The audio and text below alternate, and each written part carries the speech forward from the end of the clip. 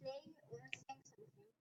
So if you put that when flag click, then after that, if you put say or hello, say something, anything for 2 seconds or more, and then the flag is gonna say that.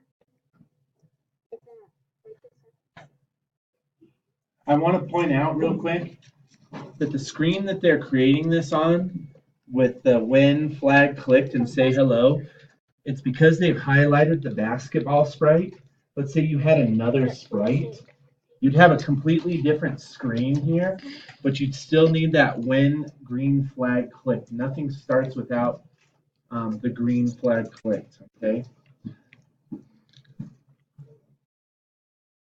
So now we're gonna show you a think. So we're gonna add a think, and then we're gonna and then if you want, you can type something else in, or you can keep the say hello for 2 seconds, and then it will say, it would have the think block after it says something. So instead it just has the dot dot dot think cartoon dot as opposed to the say block.